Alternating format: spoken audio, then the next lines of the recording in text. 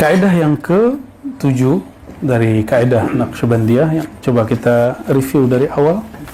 Yang pertama apa? Hushdar dam.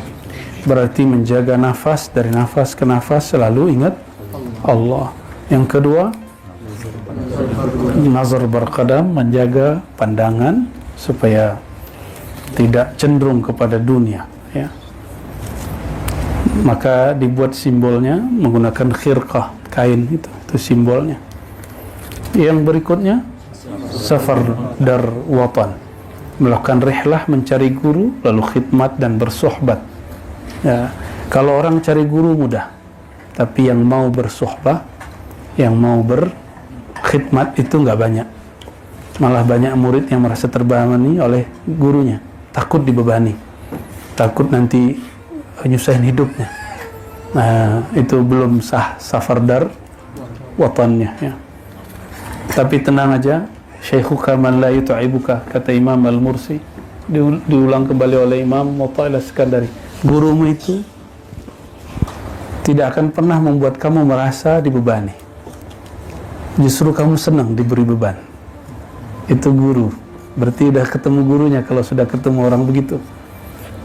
Ya, tapi kalau datang ke dia berat, khidmat kepada dia kayaknya susah, mungkin kita belum tasdik kepada keilmuannya sehingga sulit, ya.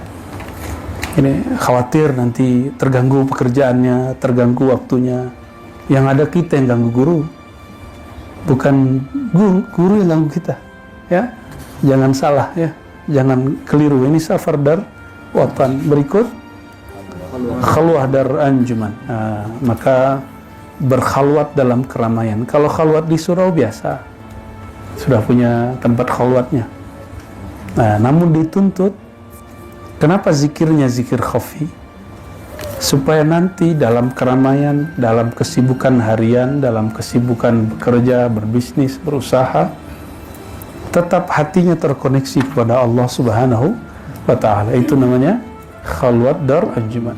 Maka apakah dia laki atau perempuan? Jika dia orang yang hatinya selalu terhubung kepada Allah, keadaan apapun, maka dia disebut rijalun, lelaki, pejantan, ya, meskipun dia seorang perempuan. Dan sebaliknya, ini bahasanya masih halus. Kalau bahasa hadis Nabi lebih kasar, ya. Berarti orang-orang yang suka lalai, gampang tersita pikirannya oleh dunia, dia itu walaupun dia laki-laki, dia perempuan. Kalau perempuan ya double, ya. Kalau Nabi menyebutnya masalul ladzi yadhkur rabbahu wal ladzi la yadhkur rabbahu kal hayy wal mayyit. Perumpamaan orang yang ingat Allah dan yang tidak ingat Allah seperti orang yang hidup dan yang mati. Berarti orang yang lalai ini bangkai berjalan, mayat berjalan. Itu bahasa yang lebih kencang, ya, di Sahih Bukhari. Lalu yang berikut apa tuh? Nomor berapa? Nah, zikir lisan dan kalbu yang beriringan. Maka ketika tadi kita praktek ba'da salat la ilaha illallah, ikutin irama imamnya. Imamnya memanjangkan ilaha illallah, ikuti. Nanti gemanya akan dahsyat. Kalau imamnya memendekkan baca Allah, ikuti juga. Jadi jangan buat pola sendiri. La ilaha illallah. Nah, imamnya itu benar itu. Kalau imamnya baca cepat, la ilaha illallah, ikutin saja. Nanti akan ada energi yang luar biasa dari suara itu, ya. Seperti suara lebah begitu kata Nabi SAW. Yang berikutnya nomor ke-6, kenapa kita sering baca ilahi anta maksudi wa ridhaka matlubi? Karena bermakna meluruskan niat. Banyak orang mencari guru supaya sakti, ya. Ada juga yang cari guru backup supaya naik pangkat. Ada juga macam-macam lah, ya.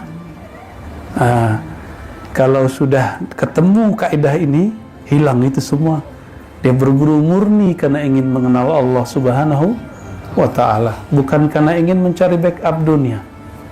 Betapa dimurkainya seorang hamba mencari wali Allah, mencari wali akhirat untuk menjaga aset dunia. Ya, itu kekonyolan yang zahir hari ini, dan banyak. Ya, beberapa politisi ada yang begitu, sengaja mengundang syekh-syekh, kiai-kiai untuk wiridan di tempat dia supaya aman. Ya, paling aman sebentar, nanti juga ya ketangkap ya. Dia lebih takut kepada pengadilan dunia daripada pengadilan akhirat, ya. Lalu yang ketujuh, ya ini yang masuk pada sore ini, Nagah Dasht, ya. Apa arti Nagah Dasht? Kalau kampungnya Buya Aldomi baca ini nakah, tidak menakah, Nagah Dasht. Saya ingat saya begitu cara bacanya. Apa artinya? Muraqabatul khawatir, selalu memperhatikan lintasan-lintasan pikiran dan hati. Nah, bagaimana caranya? Nah, itulah gunanya latihan zikir nafas, nafi isbat. Kalau itu mesti suluk dulu, itikaf dulu baru dikasih, ya. Tapi ada jalan pintas di tarekat Samaniyah, ada, nggak perlu suluk khalwat, suluknya dar anjuman, ya. Kecuali kita pakai jalur Naqsyabandiyah Muzhariyah, bisa. Kalau Naqsyabandiyah Khalidiyah biasanya suluk dulu, khalwat dulu, suluk khalwat, ya.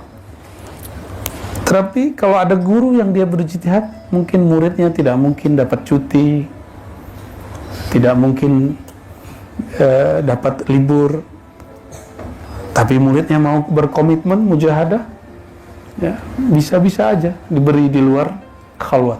Tergantung gurunya, kan gurunya yang punya SIM, surat izin mengajar, ya. Kalau ada yang protes sama siapa dia, ya? Itu guru sudah punya otoritas untuk mengajar, walaupun yang lain tidak sepakat, ya. Nah, caranya bagaimana? Nah, dalam nafas ditahan, itu kemudian kita memperhatikan apa yang masuk lewat pikiran, yang masuk lewat hati, ya. Dan dahulu mereka kalau latihan zikir begitu, mulai dari ba'da subuh, diam bentuknya, tapi nafasnya tidak terdengar naiknya, tidak terdengar turunnya, tidak terdengar dia menarik nafas, tidak terdengar dia mengeluarkan nafas. Dia selalu memperhatikan, karena syaitan itu bisa masuk pada pembuluh darah. Tapi ingat, syaitan tidak sanggup masuk melalui nafas, karena nafas ini milik Allah, langsung mutlak. Kalau darah, Allah sudah diberikan hak kepada syaitan. Jadi iblis itu yajri majrad dam, sungguhnya syaitan mengalir dalam pembuluh darah. Nah, maka kedekatan kita kepada Allah jangan sebatas mengenal hakikat darah. Kalau orang hanya mengenal hakikat dirinya yang zahir sampai kepada darah, nanti masih dapat tembus oleh syaitan. Dia harus mengenal, wa nahnu aqrabu ilaihi min hablil warid. Kami lebih dekat kepadanya, lebih dekat daripada habl, saluran, warid, yang warada. Apa arti yang warada? Yang dia mengalir, dia naik turun, keluar masuk. Ya, kalau boleh diterjemahkan secara umum, itu adalah saluran nafas. Ya, lebih dekat dari itu. Lebih dekat Allah, lebih dekat kita daripada nafas kita sendiri. Kalau terjemahan biasa, pembuluh darah, nadi, ya itu terjemahan, boleh-boleh saja. Kalau tafsir, masih bolehlah kita berbeda, ya.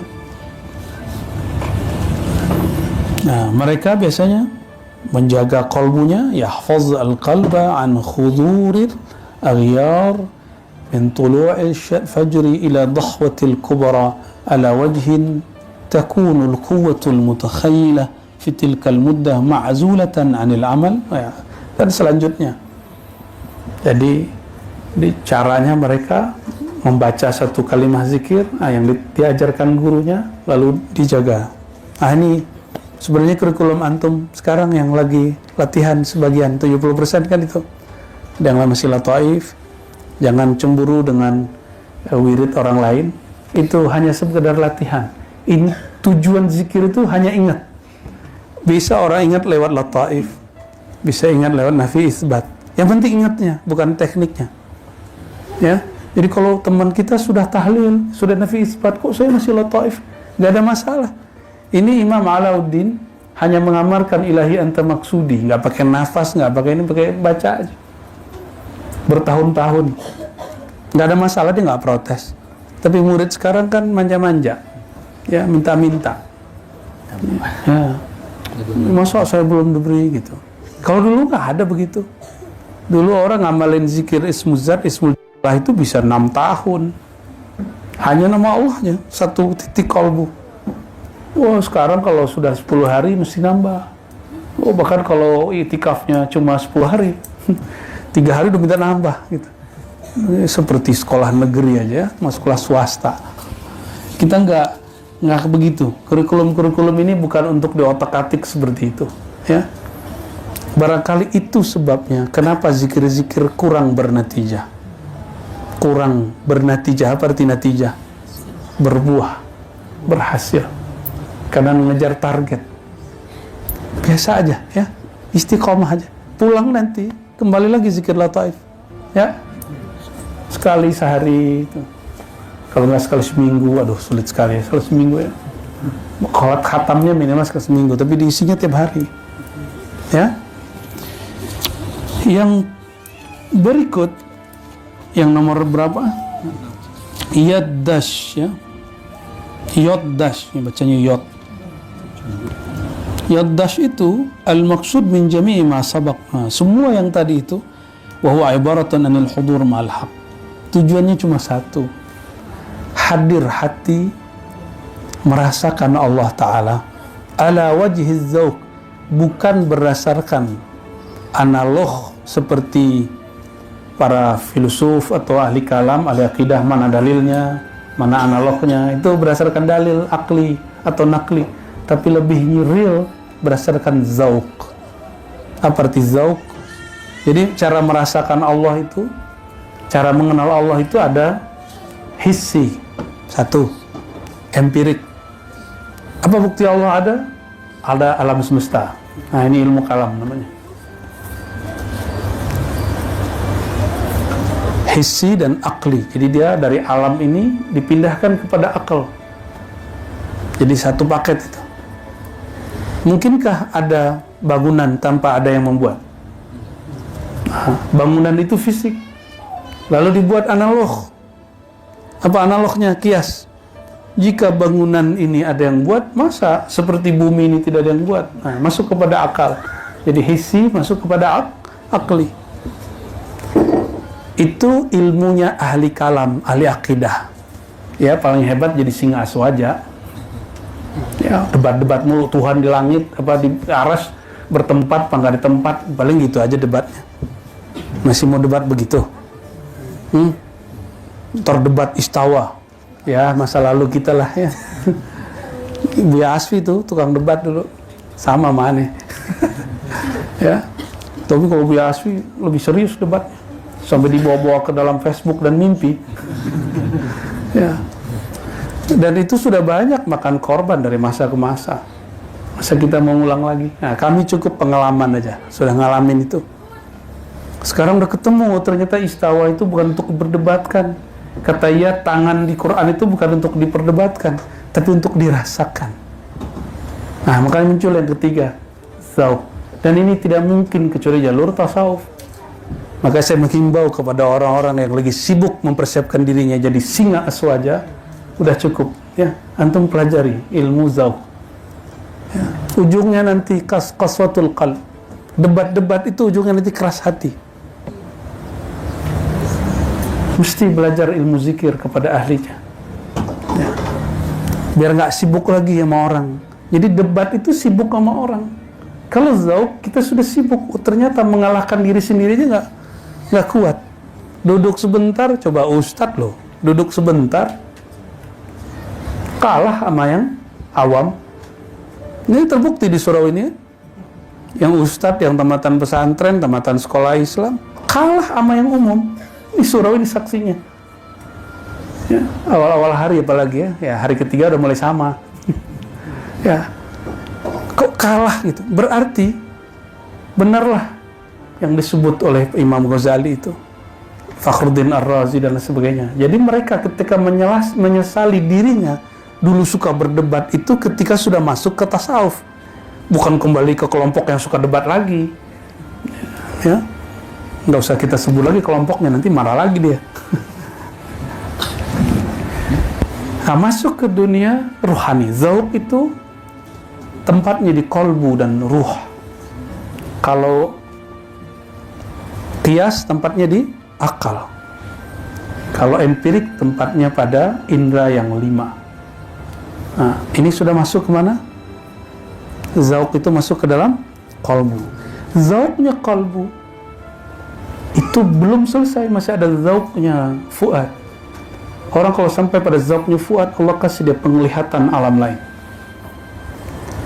Kita ini ada zahir batin. Kalau antum masuk ke dimensi batin, yang zahir ini jadi batin, tapi yang di alam sana menjadi zahir. Itu kata Imam Ghazali dalam kitab Ar-Risalah Al-Laduniyah. Jadi itu bukan kalam Ar-Razi ya, itu kalam Imam Ghazali. Katanya bertasawuf Imam Ghazali, tapi nggak mengakui itu dan menganggap itu halu. Ya, kita meragukan orang-orang yang bela-bela thariqat mu'tabarah, tapi tidak percaya bab ini. Ya, nggak bisa membedakan antara halu dengan mukasyafah ilahiyah. Nah, lalu ada lagi zauqnya sir. Sir itu zauqnya sudah mulai sifatnya al-ilm al-laduni. Jadi Allah sudah mulai ngajar dia. Nah, orang seperti inilah yang disebut dengan maktabah. Dia adalah library. Dia adalah perpustakaan yang hidup dan berjalan. Nah, mereka itulah kalau ummi, tetap saja tidak ummi, itulah baginda Rasulullah SAW dan pewaris-pewarisnya. Maka jangan heran, banyak mursyid-mursyid nggak sekolah. Kalau ngomong tauhid, lebih canggih beliau dari kita-kita yang sekolah-sekolah ini. Ya, dan menyebutkan istilah-istilah, yang istilah itu hanya kita temui di kitab-kitab tua, tapi dia bisa mengatakannya. Karena mereka langsung diajar oleh Allah Subhanahu wa ta'ala. Ya, semoga kita dimudahkan Allah berguru kepada mereka. Apalagi sampai kepada zauq ruhani. Itulah zauq yang tak terbatas, tak berwarna, tak bertempat, yang tak berlimit. Zauqnya kekasih-kekasih Allah Subhanahu wa ta'ala yang disebut zatiyun, orang-orang yang sudah fana dalam memandang, dalam mengingat zatullah tabaraka wa ta'ala.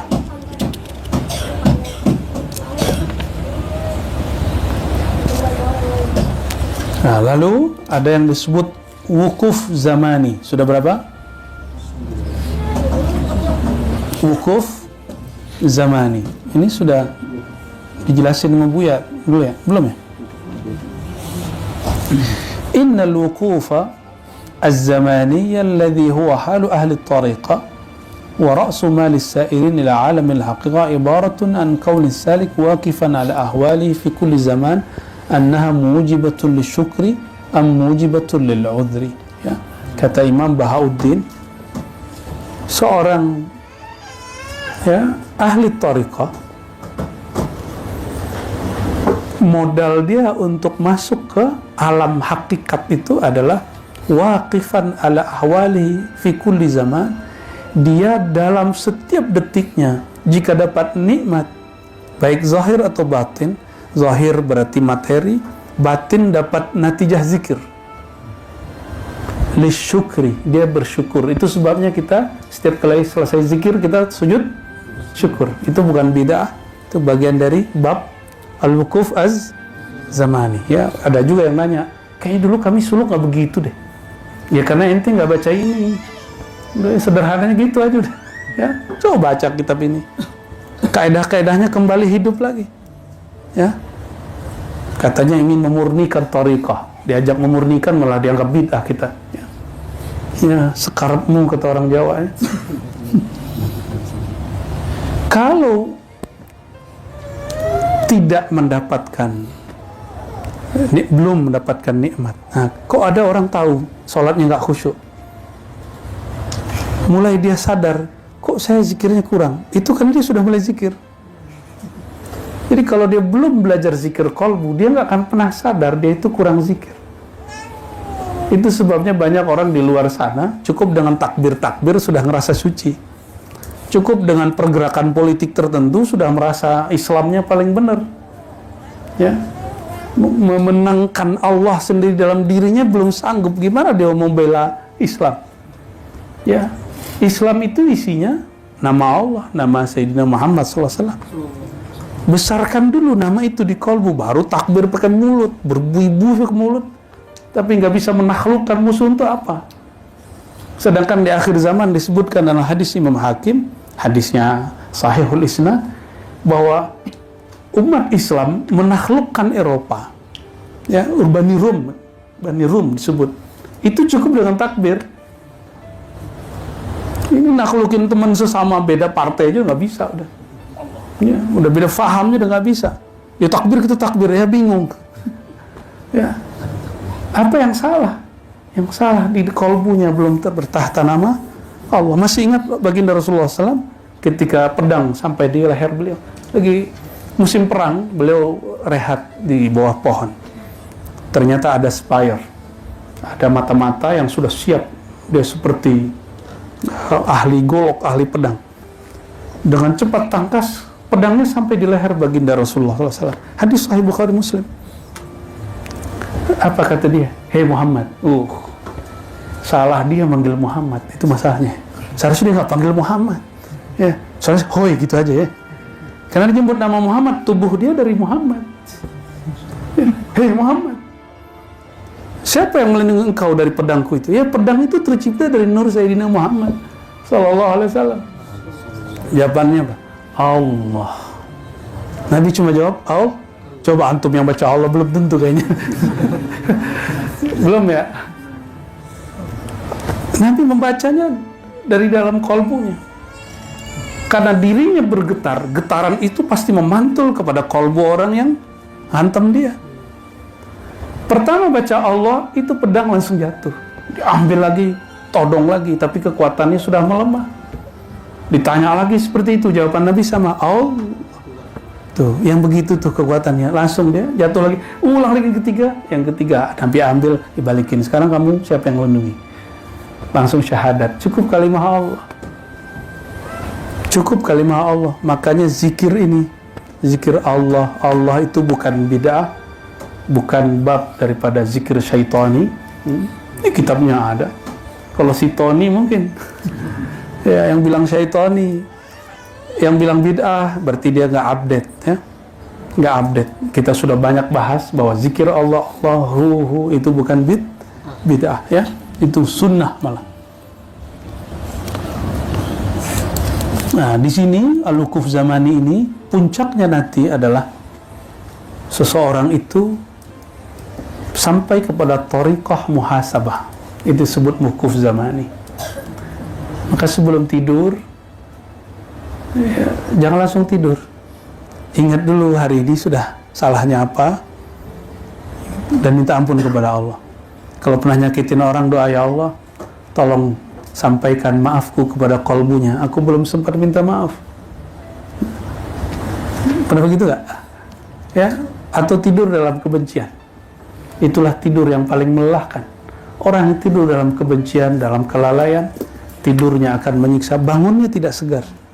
Bangunnya tidak rehat. Ya? Pasti sudah ada yang ngalamin 1-2. Tidur 5 menit, rasanya 5 jam. 1-2 sudah ada.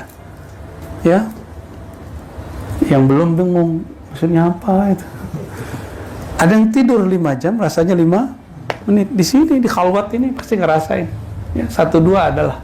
Ya.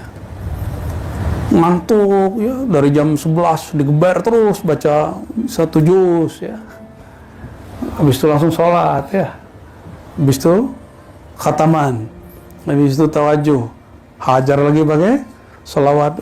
Gak dikasih waktu mau rehat. Mau rehat dikit udah azan ya, mumpung masih hari 27 ya. Kalau di rumah udah nggak bisa begitu antum ya. Jadi ujungnya nanti apa? Tariqatul muhasabah. Muhasabahnya orang-orang yang ahli zikir tidak hanya dari dosa zahir, tapi juga dosa batin. Dia mengatakan, ya Allah, hari ini hatiku beberapa kali tersita selain Engkau. Hatiku dimasuki selain Engkau. Mereka sampai ke sana. Nah, nanti bedanya antum kalau sudah pulang ke rumah, mulai muhasabahnya ke sana. Kalau dulu-dulu paling saya nyakitin tetangga nggak ya, sebatas di situ dosa zahir. Nanti lebih dari itu, ya Allah, hari ini zikirku kurang, qalbuku sering melayang. Nah, yang berikut al-wukuf al-adadi. Wukuf adadi, nah ini juga berzikir dalam satu nafas dan memperhatikan bilangan zikir yang dibaca. Nah, ini dipelajarinya kalau sudah khalwat ya. Jadi kita pending dulu ya. Tapi itu ada rahasia di situ. Karena dia melalui nafas. Semakin orang menyadari nafasnya, semakin dia dekat kepada Allah Subhanahu wa Ta'ala. Disitulah Allah ngajarin dia. Jadi kenapa ada orang-orang dapat ilmu laduni? Karena dia tahu zikir namanya zikir anfas. Zikir apa? Kok kita sudah zikir Allah sekian tahun belum? Karena belum pindah ke zikir anfas.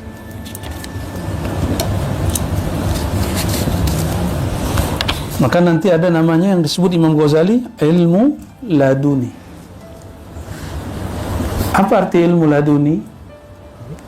Ilmu laduni, ladun itu artinya ilmu yang diberikan tanpa perantara. Kalau sekarang kami kasih zikir Ismul Jalalah, Ismul Zat, Nafi Isbat, Lataif, Wukuf, itu masih perantara guru. Dengan mengamalkan ini sungguh-sungguh, nanti diberi rasa, dilihat oleh Allah. Nah, itu ilmu. Nanti diberi rasa, merasa bersama Allah. Itu ada ilmunya. Nanti diberi rasa, kok dekat sekali kepada Rasulullah. Nanti diberi rasa lagi, dekat sekali kepada Allah. Disebut dekat, tapi tidak ada ininya, ya. Apa bahasa orang kampung itu ya? Dekat tak berhantaran, apa gitu ya? Jauh tak berjarak. Waduh, ribet bahasanya. Kira-kira seperti itu. Karena Allah itu tidaklah benda, maka kedekatan kepada Allah bukan kedekatan fisik, sifatnya rohani. Dan kita sudah bahas sebelumnya bahwa tubuh ini, pikiran ini tidak akan dapat merasakan Allah. Yang dapat merasakan Allah hanyalah hembusannya, yaitu rohani kita. Ya, kalau kalbu hanya dapat merasakan nama. Kalbu kita, makanya kalbunya beberapa hari ini terus ya ditekan menyebut nama Allah, sebut. Ya, kalau rohani enggak. Dia lebih tinggi dari itu, ya, dan abadi, rasanya abadi. Nah, orang-orang yang mohon maaf zikirnya belum sampai pada qalbu, mereka itulah yang dikhawatirkan su'ul khatimah, yang disebutkan dalam hadis Nabi sallallahu alaihi wasallam, "Walladzi la ilaha ghairuh, inna ahadakum la ya'mal bi'amali ahli al-jannah hatta la yakunu bainahu wa bainaha illa dhira' fayasbiqu alaihi al-kitab fayamal bi'amali ahli an-nar fayadkhulha." Sesungguhnya demi zat yang tidak ada Tuhan selain Dia, begitu kata Rasulullah SAW, sungguh ada di antara kamu orang yang beramal, amalnya soleh sekali sehingga jarak dia dan surga hanya 1 jengkal. Fayasbiqu alaihi al-kitab, tapi ketentuan sudah berlaku. Apa ketentuan itu?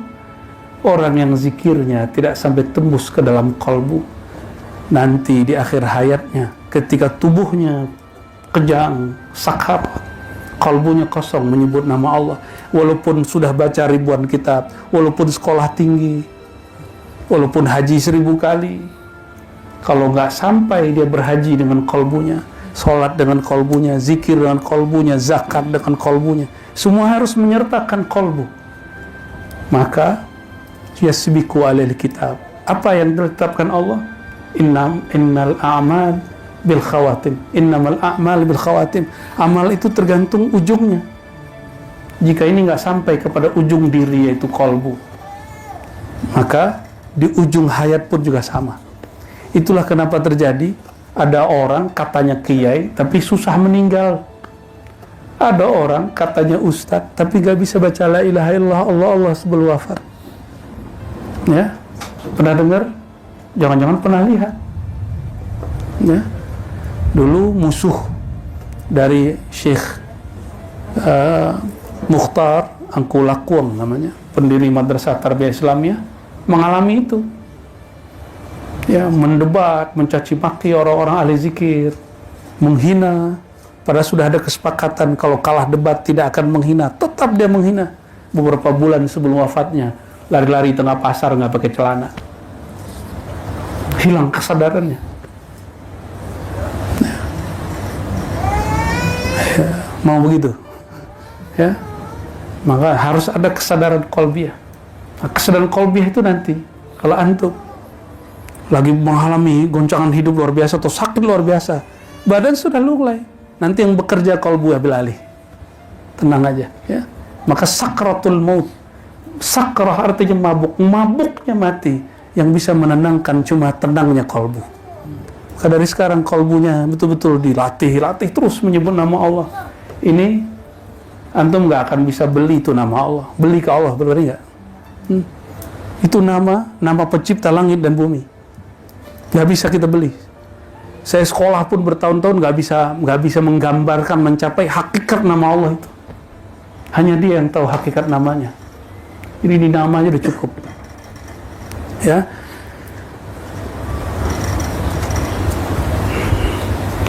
Nah, Imam Ghazali mengatakan kalau orang sudah sampai kepada sadar qalbiyah, sampai kepada ruhiyah, Allah nanti langsung yang akan menghembuskan ilmu di dalam kalbunya.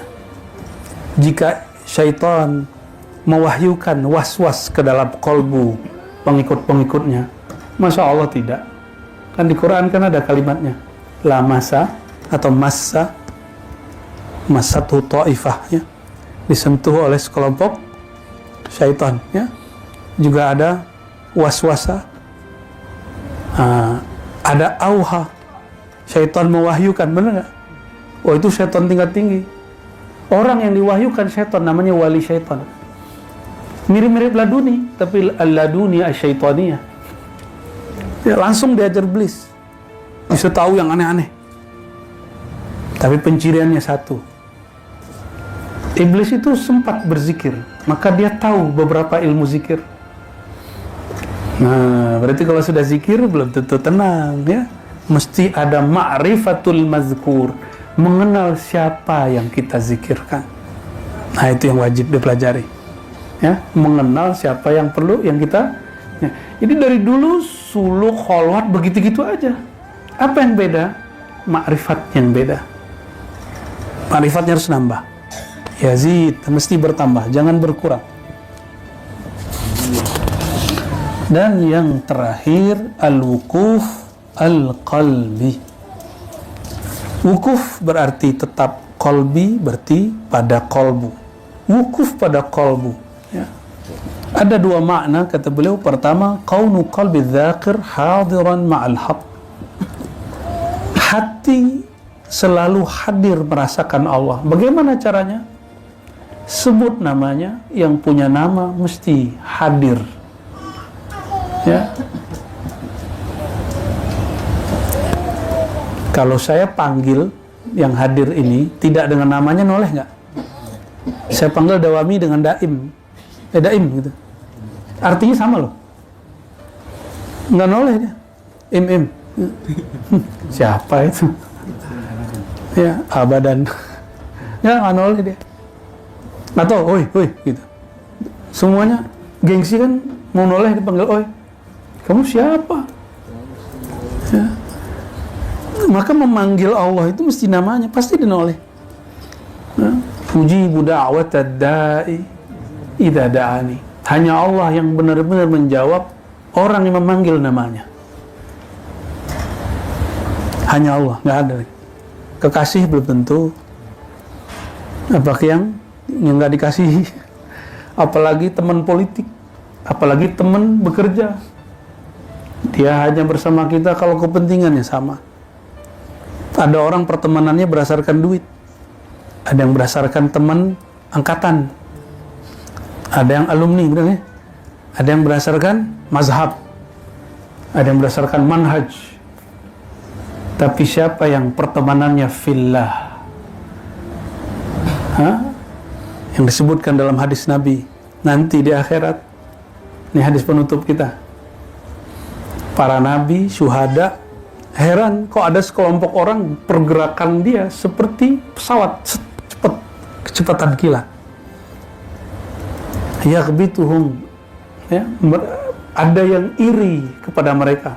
Lalu bertanya, itu para nabi, para syuhada. Nabi bisa begitu juga, cuma mereka bingung. Ini bukan nabi, walaysu bi'anbiya. Mereka bukan nabi, bukan juga syuhada. Kok bisa punya kendaraan yang kita sebut sebelumnya? Jadi orang nanti di padang mahsyar ada kendaraan. Jangan bayangkan onta. Nabi menyebut yarkabun, ada yang yarkabun, ada yamshun. Semua kendaraan yang ada di pikiran antum apa aja? Lexus. Boleh juga tuh. Ya, apalagi kendaraan yang terbang. Ya, kendaraan motor. Jadi nanti di akhirat itu ada yang seperti itu, ada yang kayak motor. Tapi bukan motor bentuknya. Kecepatannya seperti motor. Ada yang seperti pesawat, ada yang kayak jet. Nah, yang kayak jet itu ditanya, ya Allah itu siapa? Muncullah jawaban, Allah yang jawab, al-mutahabbina fiyya. Mereka itu yang mereka saling mencinta dulu di dunia, fiyya, dalam mengenal aku, dalam berzikir kepadaku, dalam berjuang untuk memenangkan ma'rifatullah dalam dirinya, dalam hidupnya, dalam dakwahnya. Jadi kita boleh kita beda thariqah, enggak apa-apa, yang penting ujungnya ma'rifatullah. Boleh kita beda manhaj dalam bab akidah, yang penting tetap ahlus sunnah. Berbedaan mustalahat, istilah nggak ada masalah.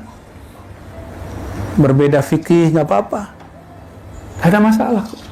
Berbeda status sosial nggak ada masalah. Tapi ketika dia mengenal Allah, itulah persaudaraan sejati. Ya. Maka orang-orang yang hari ini di dunia mereka berkumpul untuk itu. Mereka satu gerbong nanti di sana. Ada nahkodanya, ya, ada semuanya, ada lengkap di sana. Ya, kalau naik pesawat yang eksklusif ada makan ini nggak? Ada. Kalau yang enggak ya paling kasih roti. Jadi saat orang tenggelam dengan keringatnya, ini enggak, dia terbang. Al-mutahabbuna fiyya. Nah, kalau boleh disebut itu namanya kendaraan ar-rikab al-Muhammadi. Kendaraan-kendaraan yang terhubung, tergabung dalam cinta kepada Nabi Muhammad. Satu-satunya jalan mengenal Allah, mencintai Allah, cuma mencintai Nabi Muhammad SAW. Maka bagi kita, sholawat itu wajib. Ya, terserah orang mau bilang apa. Bagi kita sholat wajib, karena yang buat antum bisa sholat siapa? Yang ngajarin sholawat, yang ngajarin sholat, ya, terus masih protes. Saya sebut bahwa sholawat lebih wajib dari sholat, masih protes. Antum tahu sholat dari siapa? Nabi Muhammad SAW. Berterima kasih kepada yang ngajarin ini, itu lebih wajib. Dia jadi syarat deh. Wajibnya bukan wajib rukun. Walaupun di mazhab Syafi'i itu rukun. Ya. Jadi orang-orang nggak sholawat itu, dia nggak punya nahkoda nanti, nggak punya imam, nggak punya pilot nanti. Ya, ntar datang aja sendiri sama Allah ya. Kalau bisa, ya. Sekarang ada masalah aja minta tolong sama orang kok. ngurusin surat aja ke kelurahan, tak tolong sama orang. Gimana ngurus nanti di sono? Antum nggak punya orang dalam, mesti punya orang dalam. Fiyya, yang di dalam cintaku, dan itu cuma Nabi Muhammad Sallallahu Alaihi Wasallam. Ya. Oleh karena itu, walaupun masih ada sehari besok lagi taklim ya, saya khawatir lupa. Wirid kita 2 aja untuk masalah kerohanian. 1 zikrullah, 2 zikru Muhammad sallallahu alaihi wasallam, yaitu salawat, mengingat Allah lalu salawat kepada Nabi Muhammad sallallahu alaihi wasallam. Di luar itu taklimnya ya, suluknya. 2 itu aja yang kita olah terus kemana-mana ya. Kadang-kadang kita habis tawajuh yang lebih banyak salawatnya kan, tawajuhnya pendek, salawatnya diulang-ulang. Nah itu lagi halnya itu ya. Nah semoga nanti kita yang termasuk berkendara dengan kendaraan tercanggih. Tapi dahsyatnya Rasulullah SAW, beliau tidak mau berangkat duluan. Beliau setelah hantarin balik lagi cari ummati. Itulah nanti para mursyid-mursyid, guru-guru, wali-wali Allah yang mereka bermurid tidak mau egois, dicari semua muridnya. Rasulullah mencari imam-imam cari pengikut imam itu, semua mencari. Benarlah kata Imam Ibnu Sirin, al-isnad minad-din, Ibnu Mubarak ya, beragama itu mesti berguru, karena nanti berguru ini akan abadi sampai ke sana. Kalau ayah ibu belum tentu. Al-akhilla yawma idzin, gimana ayat ini surat? Al-akhilla yawma idzin ba'duhum li ba'din adu. Insyaallah hafizta. Ya. Pada saat itu orang-orang yang berteman, orang-orang yang dulu berkawan, orang-orang yang dulu bekerja bersama, berjuang bersama, ba'duhum li ba'din adu. Mereka saling musuh-musuhan. Nanti di sana saling nyalah-nyalahin. Saya kan dulu begitu karena kamu. Saya kan dulu saling nyalah-nyalahin. Kecuali orang-orang yang bertakwa kepada Allah, mereka lah al-mutahabbuna fiyya. Kita memohon kepada Allah semoga namanya bertahta dalam kalbu, ma'rifat mengenalnya tembus ke dalam rohani kita, sehingga jika ada terjadi sakaratul maut mendadak kapanpun itu, namanya tetap keluar dalam lidah ini. Ingatan kita terhadap Allah tetap bersemayam dalam ruh ini. Jika kita mati, kita disambut oleh beliau, baginda Nabi Muhammad SAW. Jika kita berbangkit, kita dicari oleh beliau yang dipanggil ummati. Allahumma salli wa sallim wa barik ala Sayyidina Muhammad wa ala ali Sayyidina Muhammad. Salatu wassalamu alaika ya Sayyidi Rasulullah. Semoga majlis ini diberkahi Allah. Ilahi anta maksudi wa ridhaka matlubi. Selamat beristirahat beberapa waktu, dan kita menikmati nanti insyaallah pada waktu maghrib yang sekarang makan gulai kambing. Alhamdulillah. Semoga yang sudah beramal, berdonasi diberkahi Allah zahir batinnya. Yang juga untuk ngurusin tempat zawiyah surau kita, Allah berkahi hidupnya. Siapapun yang datang, siapapun yang bantu, Allah mudahkan urusannya. Amin ya rabbal alamin. Al-Fatihah.